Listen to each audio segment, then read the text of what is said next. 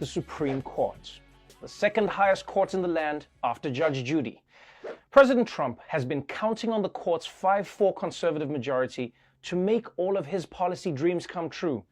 But for the second time this week, the court is saying, not so fast. We've got breaking news. It comes from the Supreme Court, a decision that's going to impact so-called dreamers. These are people who were brought to this country as children by immigrant parents who were here illegally. Their status has been in limbo as the Trump administration has tried to end a program known as DACA, and the court has ruled. The Supreme Court has said that the Trump administration wrongly tried to shut DACA down. So DACA is going to survive, and no one has ever disputed that if President Trump wanted to, he could, by executive order, shut it down. But that's not what the Trump administration did. Instead, the Attorney General at the time, Jeff Sessions, said in his opinion DACA was illegally started. And so the Department of Homeland Security, based on that guidance, ordered that DACA should be shut down 2 years ago. And today, the Supreme Court, by a 5-4 decision, said that they went about it the wrong way. Wow. What a momentous week for the Supreme Court.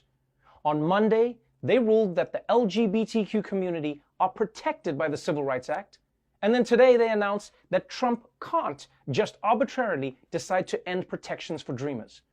At this rate, tomorrow they're going to announce that Trump retroactively has to serve in Vietnam. Now, what's interesting about the court's ruling is that it also said that Trump does have the power to terminate DACA, but only if he terminates it in accordance with the process laid out by the Administrative Procedures Act.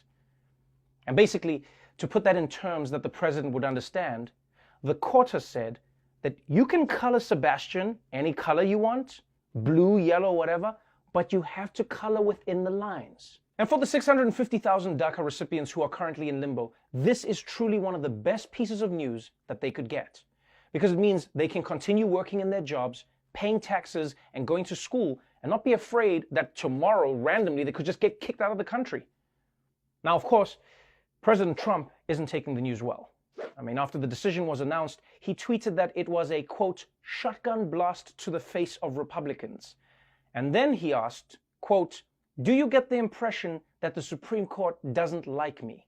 Which is crazy. The Supreme Court is not supposed to like you. They're supposed to like the Constitution.